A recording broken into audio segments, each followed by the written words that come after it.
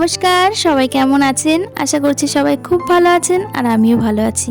Dream life বিউটির আরও একটি নতুন ব্লগে আপনাদের সবাইকে জানাই স্বাগত। এখন বাজে সকাল 11টা আর এখন থেকে আজকের ব্লগটা আপনাদেরকে সঙ্গে নিয়ে শুরু করছি। আশা রাখছি আজকের ব্লগটাও আপনাদের কাছে খুব ভালো লাগবে। কদিন ধরে কিন্তু বেশ ঠান্ডা পড়েছে আর তার মধ্যে আমাদের বাড়িতে প্রচণ্ড পরিমাণে হাওয়া দেয়। আর এই হাওয়ার মধ্যে সংসারের কাজকর্ম করা কিন্তু একটু না প্রচণ্ড কষ্টকর। আর আমি এদিকে সকালে রান্না বান্না খাওয়া দাওয়া কমপ্লিট করে একেবারে স্নান করে চলে এসেছি। আজকে দুপুরে রান্নার আগেই স্নানটা করে নিলাম, কারণ প্রচণ্ড ঠান্ডা পড়েছে আর বেলার দিকে স্নান করতে আরও বেশি কষ্ট হয়। তো গরম জল করে স্নানটা করে নিয়েছি আর এখন যাব পুজো করতে। আর তার আগে অনেক দিন ধরে কানের পরিনি, তো সেই যে বিয়ে বাড়িতে গিয়েছিলাম কানের খুলেছিলাম, তারপর আর কানেরটা পরা হয়নি। তো সেই জন্য আজকে ভাবলাম কানের দুলটা পরে নিই। আর এবার যাব পুজো করতে। আর উঠোনে কয়েকটা গাঁদা ফুল গাছ লাগানো হয়েছিল, তো সেখানে দেখলাম একটা গাঁদা ফুল মানে ডাল একটুখানি ভেঙে রয়েছে, তো সেই ফুলটাই তুলে নিয়ে আসলাম। ছেলে উঠোনে খেলাধুলা করে আর উঠোনের এক সাইডেই যেহেতু গাঁদা ফুল গাছগুলো লাগানো হয়েছে, ওই ব্যাটের বাড়ি লেগে লেগে না কয়েকটা গাঁদা ফুল গাছ তো ভেঙেই ফেলেছে, তার সঙ্গে দেখি দু একটা করে ফুলও প্রতিদিন মানে ভেঙে ফেলে। আমারই মনে হয় ফুল গাছগুলো ভুল জায়গায় লাগানো হয়ে গেছে। তো যাই হোক, এদিকে পুজো সেরে গায়ে একটা সোয়েটার চাপিয়ে চলে আসলাম দুপুরে রান্না করতে। আজকে রান্না করব হাঁসের ডিম। হাঁসের ডিমটা স্নানের আগেই ধুয়ে রেখেছি, কারণ হাঁসের ডিমের গায়ে না অনেক কাদা মাটি নোংরা থাকে, তো স্নানের আগেই ধুয়ে রেডি করে রেখেছি। আর এখন হাঁসের ডিমটা সেদ্ধ করতে বসিয়ে দিলাম।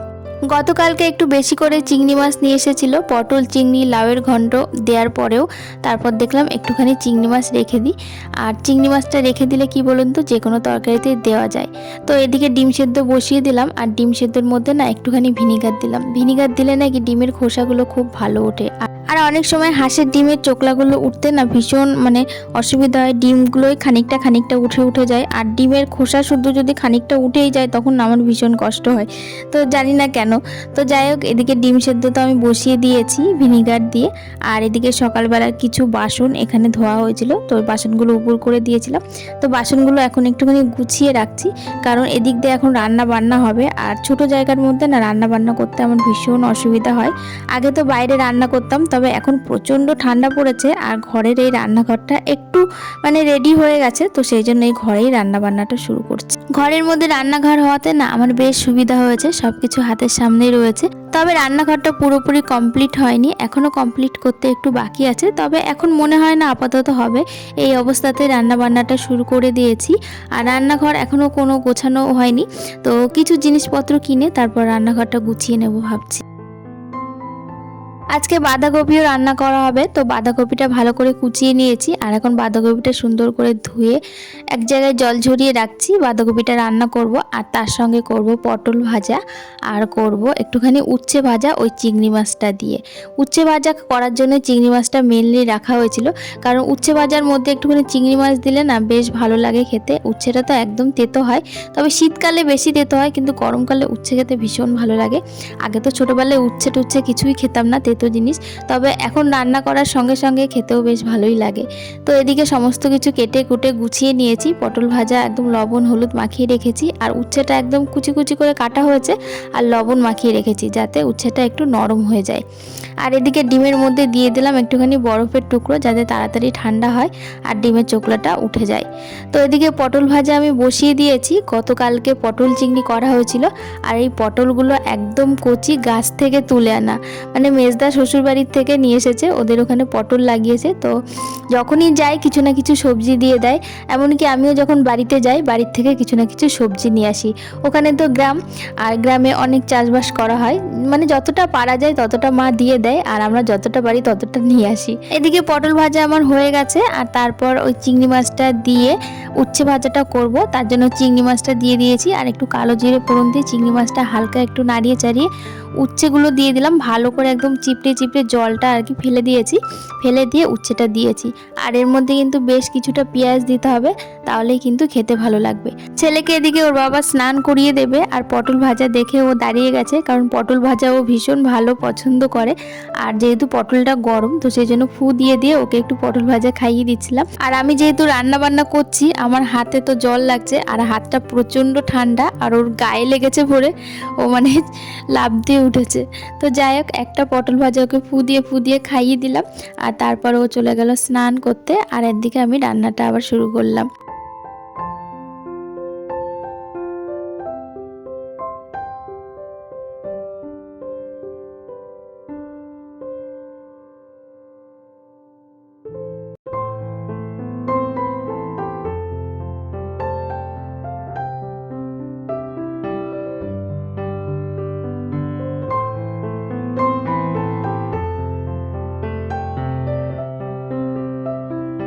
উচ্ছে ভাজা নামিয়ে এদিকে বাঁধাকপি বসিয়ে দিয়েছি।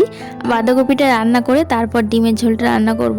এখনকার সময়ের বাঁধাকপিগুলো না সেদ্ধ করে জলটা ফেলে দিতে হয় না, এমনি বাঁধাকপিটা সুন্দর নরম হয়ে যায়। আর এখন বাঁধাকপির মধ্যে দেব হচ্ছে মটরশুঁটি আর একটা টমেটো আর কাঁচা লঙ্কা দেবো। এখনকার এই কাঁচা লঙ্কাগুলো যে এত ঝাল কি বলবো, মানে 2-3টে দিলেই তরকারি প্রচণ্ড ঝাল হয়ে যায়।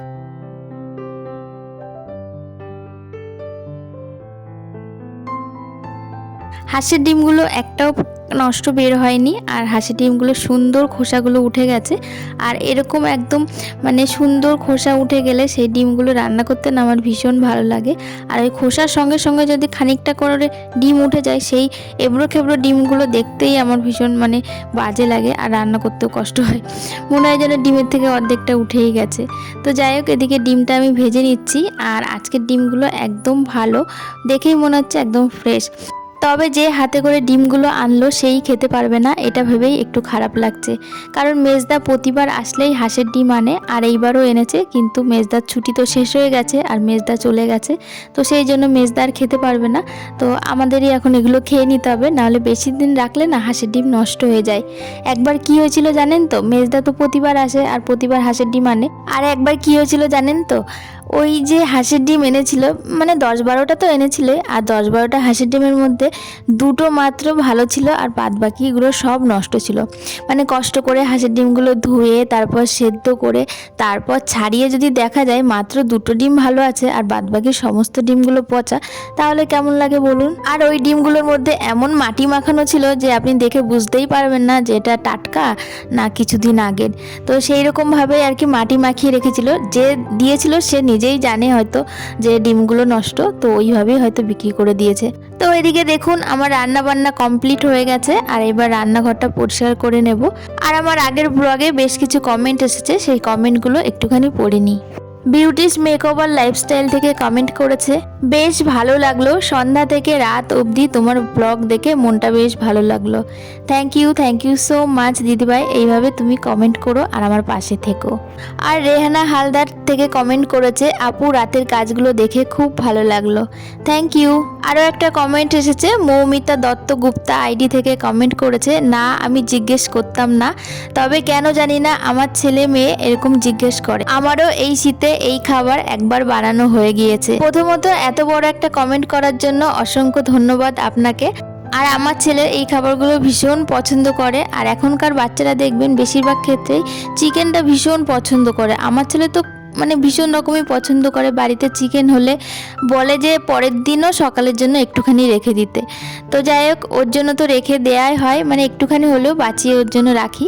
তবে বাসি খাবার যতটা পারবেন না খাওয়াই ভালো। আর আমাদের বাড়িতে মাংসটা খুব কমই রান্না হয়, মাছটাই বেশি হয়। আর এই যে মেজদা আসার পর মানে পরপর 3 দিন মাংস রান্না হয়ে গেছে, পরপর 3 দিন মানে রেকর্ড বলতে পারেন। রান্নাঘর আমার এদিকে প্রায় পরিষ্কার করা হয়ে গেছে। রান্নার পর যে বাসনগুলো বেরিয়েছিল বড় বড় বাসনগুলো মাসিকে দিয়েছি, তো মাসি বাইরের কল থেকে মেজে নিয়েছে। আর যে ছোট বাটি প্লেট এগুলো হয় সেগুলো আমি সিঙ্কের মধ্যেই ধুয়ে নিয়েছি। আর এখন সিঙ্কটাও ভালো করে একটুখানি মেজে নিচ্ছি স্কচব্রাইট দিয়ে, আর এরপর ধুয়ে দেবো। আর তারপর তো রান্নাঘর আমার পরিষ্কার হয়ে যাবে, আর নিচের মেঝেটাও একটুখানি মুছে নেব। আর তারপর ছেলেকে খাইয়ে আমরাও খাওয়া দাওয়া করে নেব। আর তার আগে যাব একটুখানি ছাদে, সেই যে স্নান করে মানে ধুয়ে নাইটিটা রেখে দিয়েছি, তো সেগুলো এখনো মেলা হয়নি। আর কয়েকদিন ধরে না একদম রোদ উঠছে না, আর এই জামা কাপড়গুলো শুকোলেও যেন মনে হয় ভেজা ভেজা রয়েছে, আর হাত দিলে একদম ঠান্ডা লাগে। রোদ উঠলে যেমন একদম শুকিয়ে করকরা হয়ে যায়, আর এই 2-3 দিন ধরে একদম জামা কাপড়গুলো ঠান্ডা হয়ে থাকছে। তো কি আর করা যাবে, এই অবস্থাতেই তুলে নিয়ে যাই। আর আজকের ব্লগটা এখানেই শেষ করছি। আজকের ব্লগটা আপনাদের কাছে কেমন লাগলো অবশ্যই কমেন্টের মাধ্যমে জানাবেন।